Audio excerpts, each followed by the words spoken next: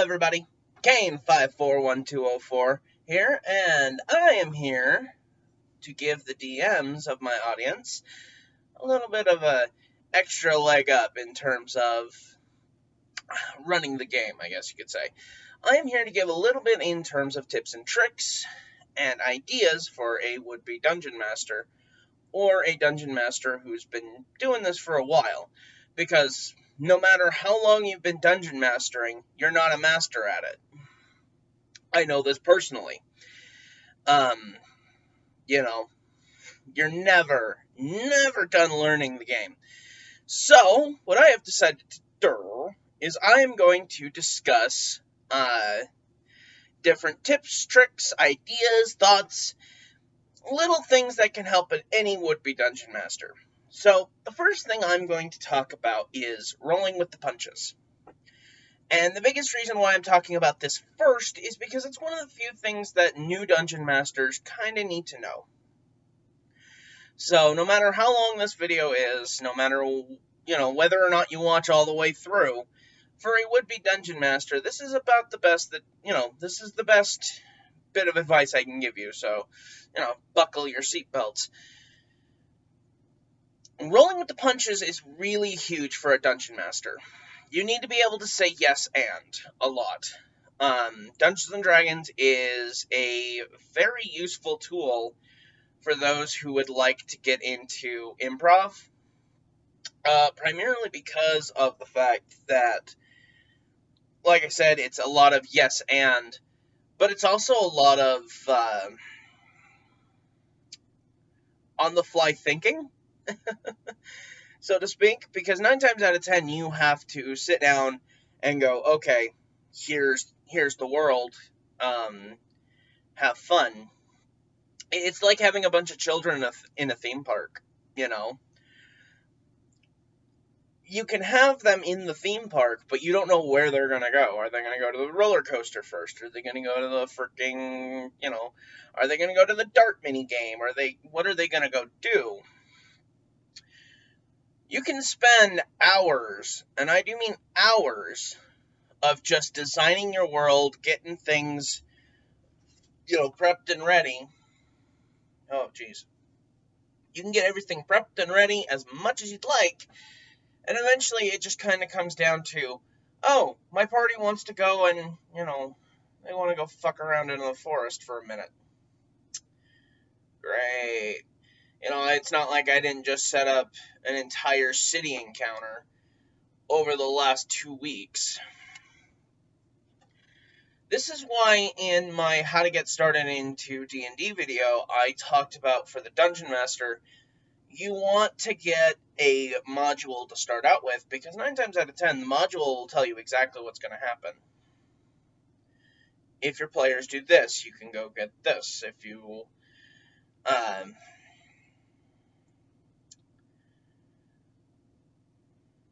Actually, give me a second. Alright. I'm back. And the reason why I left was so that I could go and grab one of my adventure modules. This is Baldur's Gate Descent into Avernus, or Avernus, whichever fits your fancy. Personally, I like Avernus. It sits better on my tongue. But in these books, let's see if the camera will actually focus on it, you have entire chapters of stuff. Like, this adventure alone has the first chapter of how, things to do in Baldur's Gate.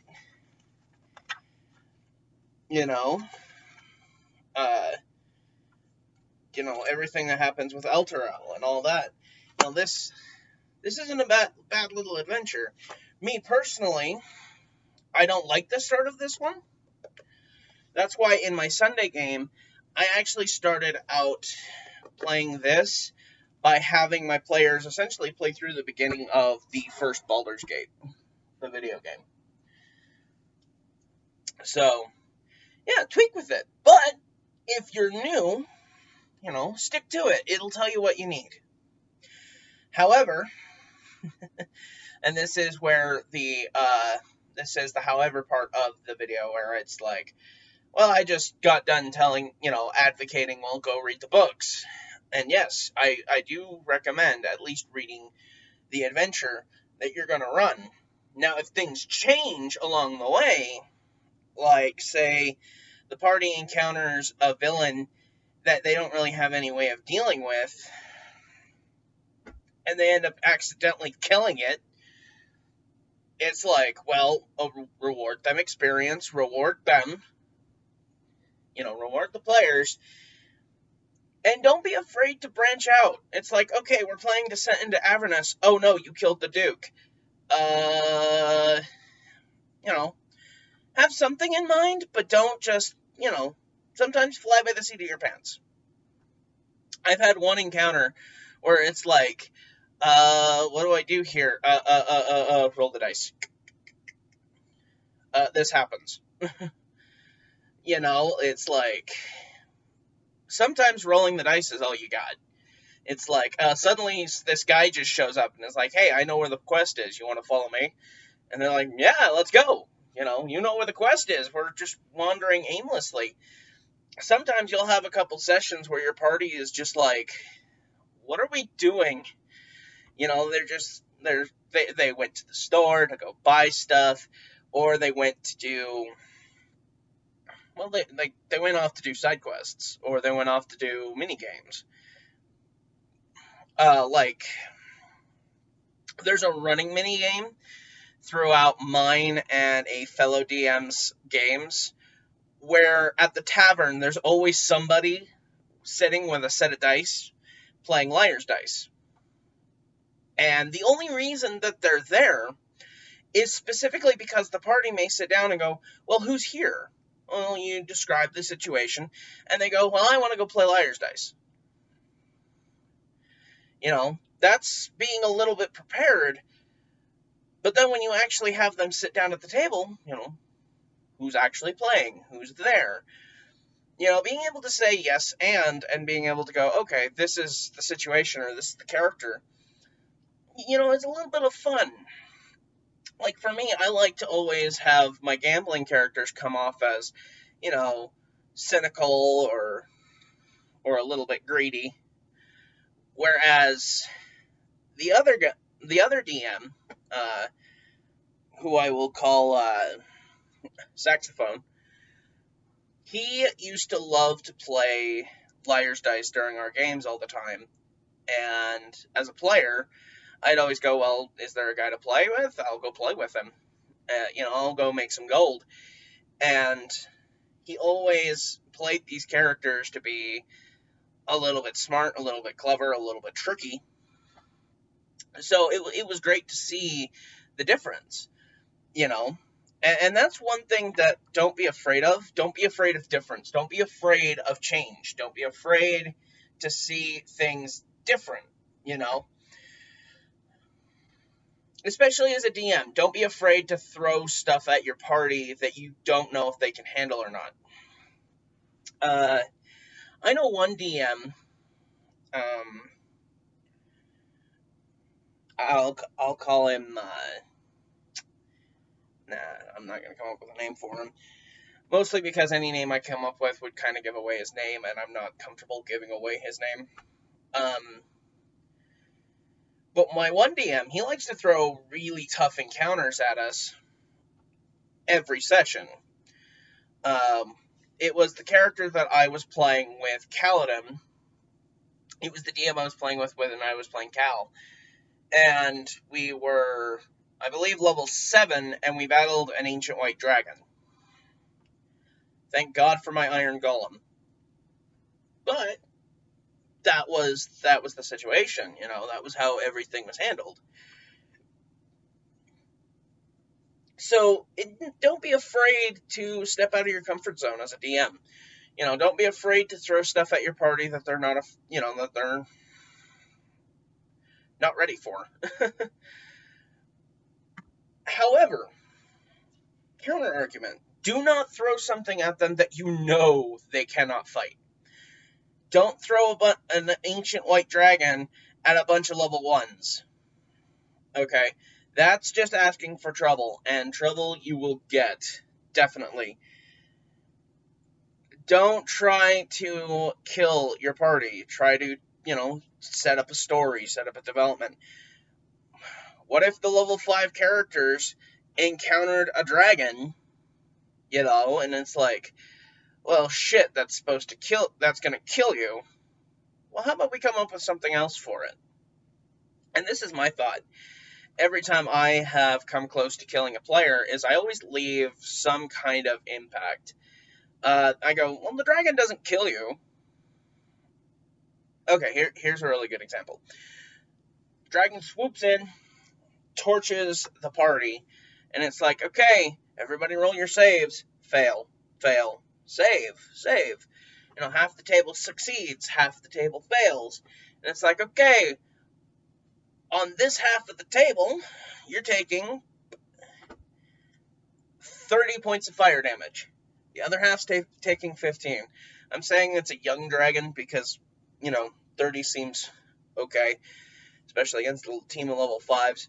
And the two that failed drop. Say they're pretty weak and they drop.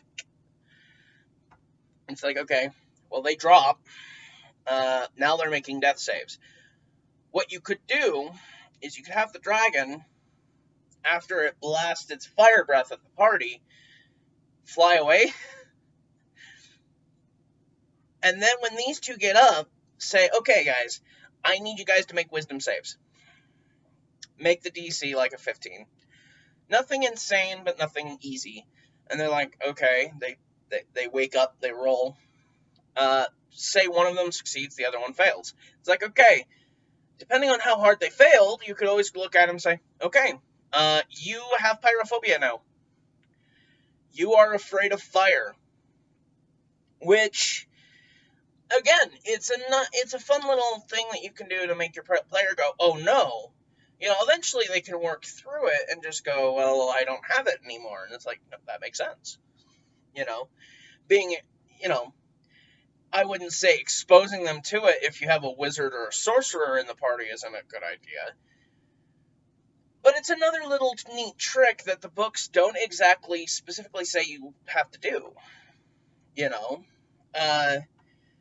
The Dungeon Master's Guide doesn't really talk about stuff like that, where it's like, okay, your player gets up, oh wow, now he has pyrophobia. It's like, well, how do you set that up in game? And it's like, well, your character has pyrophobia.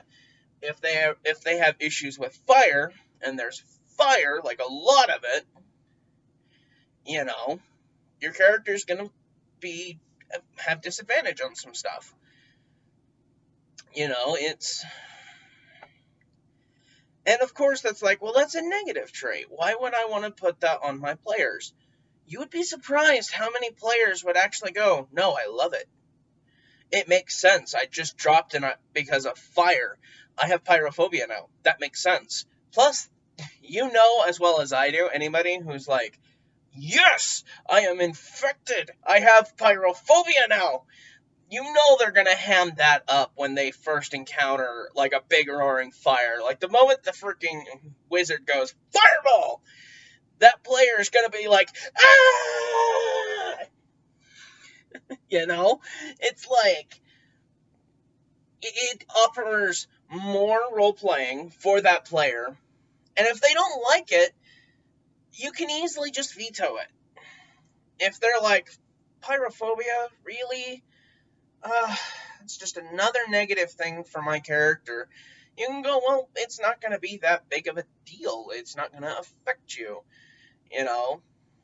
Maybe you don't have a character who has, fire problems. Maybe he just, maybe your character just slowly kind of develops to deal with it,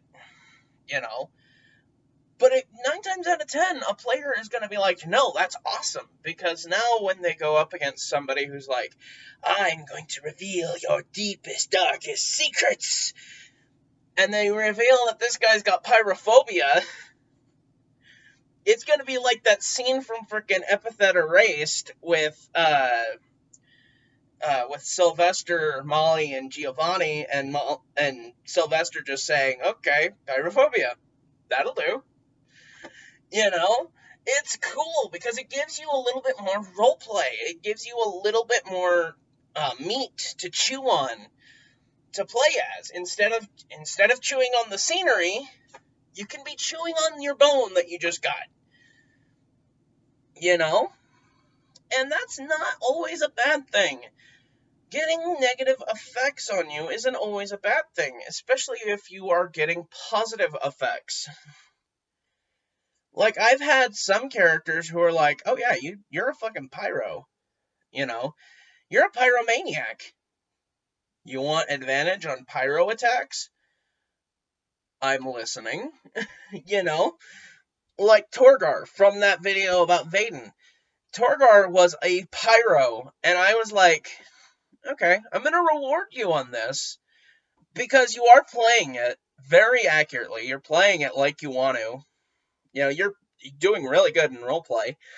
Here's a staff that gives you advantage on all ranged attacks with fire, and can impose disadvantage on a target when you use a spell that needs a save. Have fun, you know. Obviously, it's a homebrew item, you know. 1 second.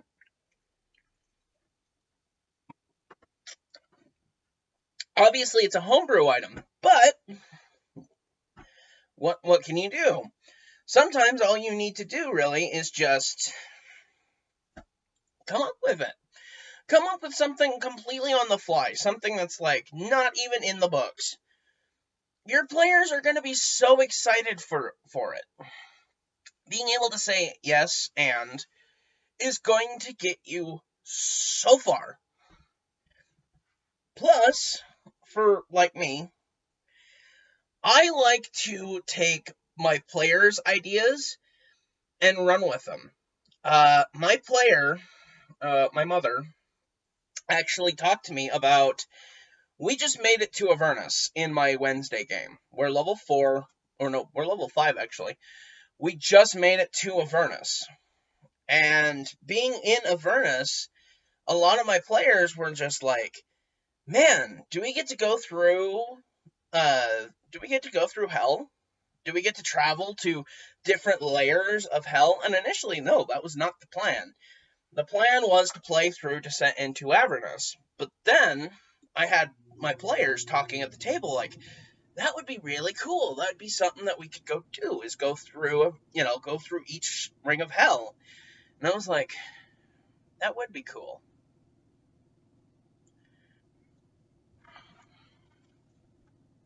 That would be cool. All right, that's what we're doing.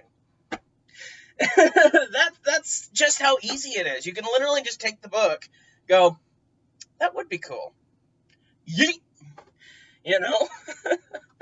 Oh, that phrase, by the way, I don't know why I think it's so funny. And it's so dumb. Oh, my laughter is shaking my camera. So, no. And that's, just be able to say yes. Sometimes that's all you gotta do. So, that's the first tip. I got you in here 18 minutes to listen to that tip. Let's get into the next one. Don't be afraid to make homebrew. Don't be afraid to make homebrew items. Do not be afraid to make homebrew spells, homebrew abilities, and don't be afraid to give them to your players. Don't be afraid to go, I have this axe that does like 2d10 points of damage instead of the irregular 2d12, but it adds like +2 of any element you want. Like, it's like, okay, when do you change it? When you attack. What? Immediately, it's like, I get a +2 in any element when I do damage with this thing, whenever I want? It's like, okay, does it turn the whole damage into that element? Yes. Like, you'll see their face just light up. That is one of the best things as a dungeon master to see, is when you're just like, here's an item, I think it's pretty neat. 2d12, it's an axe. It's 2d10 plus 2, and you get to change the element of any damage type that you do. No! Really? And no, I know a lot of people would be going well, isn't that a little busted? Because you can essentially turn it into magic damage because it's a type. And it's yeah, so? It's a magic item. It does magic damage based already. It's essentially just changing the element. Do you want to do force damage? Do you want to do necrotic? Do you want to do fire? Do you want to do lightning? Do you want to do thunder? There is a difference. That's the thought process, though, is it's yeah, of course it's going to be strong. Any magic item is. But you have to be willing to actually go, okay, I want my players to actually be doing stuff. You want your players always, you want your players to be engaged. Which we will get to in a minute. But you always want your players to be engaged. They want to have fun. You want to have fun with them, right? That's the main goal of this, is to have fun with your party. So don't be afraid to give them that stuff. Don't be afraid to go into don't be afraid to go into the Dungeon Master's Guide, look at an item and go, okay, I like the concept, I want to change it. Ring of Protection gives you a +1 to your armor class? Yeah, that's cool. But what about a Ring of Strength? Instead of Ring of Protection, make a Ring of Strength, where it's okay, now you get a +1 to all your strength abilities while you wear the ring. It's really? Or how about a Ring of Wisdom? It's you get a +1 to all your wisdom checks, plus saving throws. It's that bitch ain't leaving my finger. And then you can steal that stuff, too, from your players. It's okay, this guy walks in while you're sleeping and takes your shit. Does he take my ring? Yeah. I'm hunting this person. Don't be afraid to give them stuff and then take it away. That's a really good incentive for players to go adventuring. It's well, I'm super powerful now. I don't really need to worry about anything. I go to bed. Okay. Make a wisdom check. Why? Just do it. Okay. Oh, that's a 10. Yeah, okay. Perception check with disadvantage. That's a 5. Okay. Next morning you wake up, all your shit's gone, including your ring. We are finding them, and we will kill them. You'd be surprised how many players actually just flat out they took our stuff? Oh no. No. We are finding these people.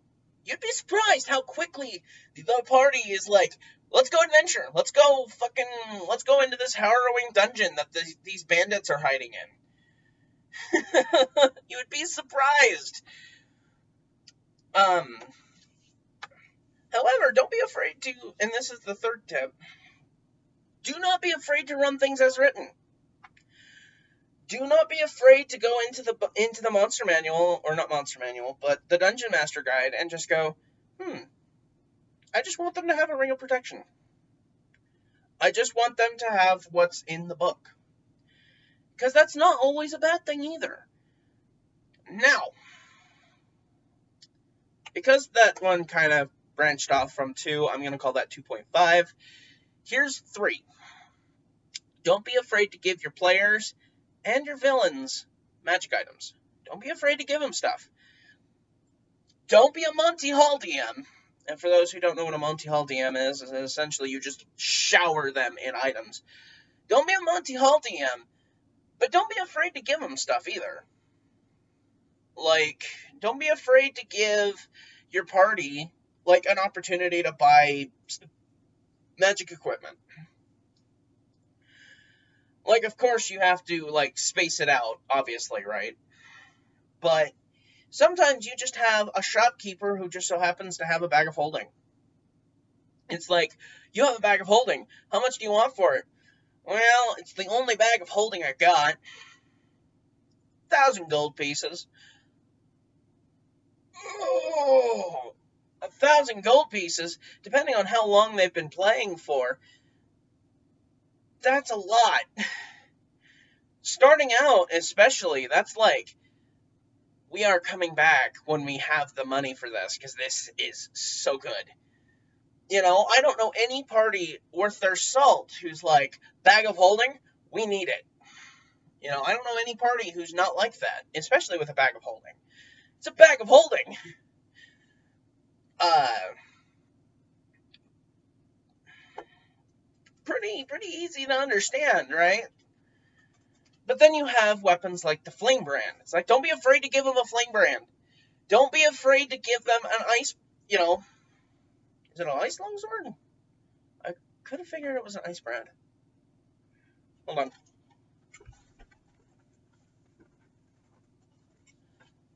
I have the handy dandy book right here.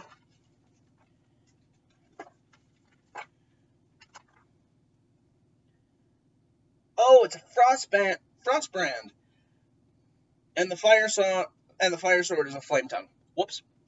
But it's like, don't be afraid to give them that. Don't be afraid to give them a flame tongue or an ice brand. Don't be afraid to give them stuff. The party's always looking for items. They're always looking for stuff. It's where they want. It's one of the biggest reasons people go out adventuring is they want stuff. They want money. It's like, well, what about that one player who wants revenge for his backstory? He's gonna need stuff to make that happen. So don't be afraid to give it to him. They go up against one of the evil king's advisors, and he's got this really ornate blade, and it's got fire coming out of it. Immediately, they're like, "You! I want your blade! We shall fight!" It's never gonna just not be this moment of, "We want your stuff!" Sorry about that. That's how it usually is, though. 9 times out of 10, and then this is just a player thing, I think, is where everybody's like, well, we want stuff. We want to fight. We want to have cool gear. We want to have epic loot. Don't become a looter shooter where you have, like, boxes of freaking just stuff. But always just be like, here's a flame tongue. Here's a +2 scale mail. Here's a +1 plate mail. Just off the wall. Every now and then, just have somebody carrying this shit. Have somebody wearing it. And then you're like, well, what about, why would I have them wear it? It's like, well, then give them an encounter for it. You see this dude rocking up in a plate mail. It's a plate mail +1. They go into combat, and it's like, 18. You miss. What? He's wearing plate, right? Yeah. And he's got a shield? No. Then an 18 should have hit. Oh no. You'll make your players worried, but it'll make the encounter so much more fun. Especially for you.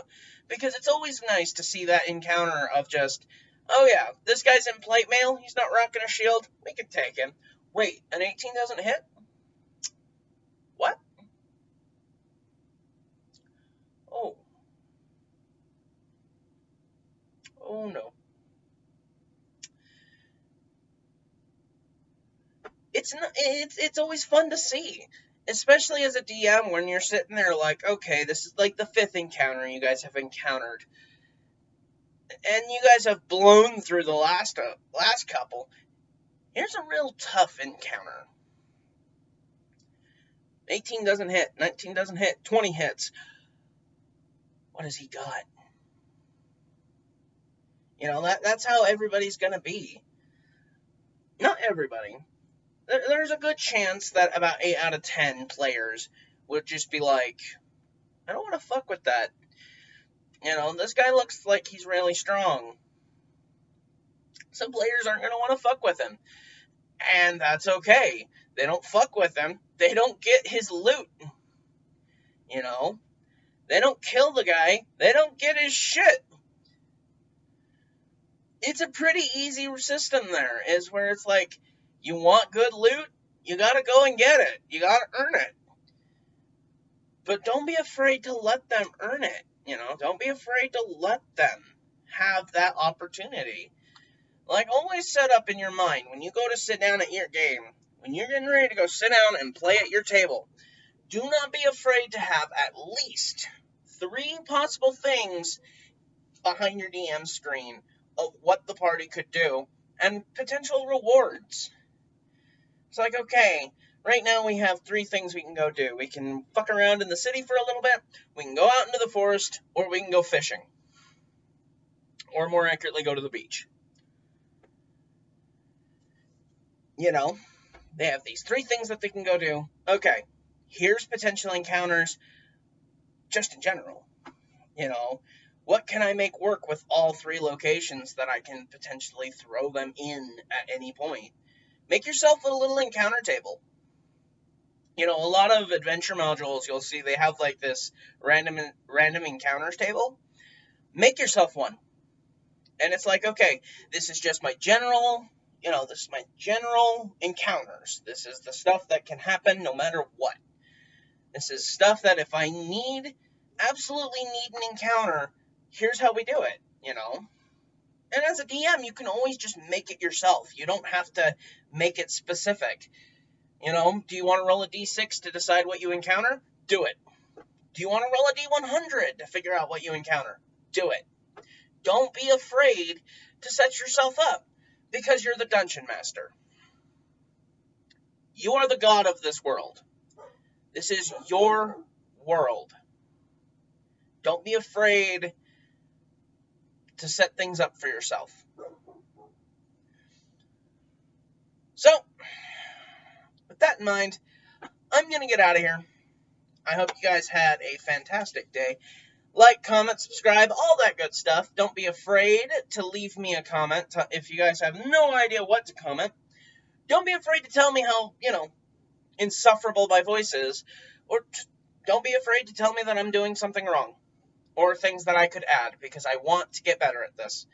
So, thank you so much. Have a wonderful day.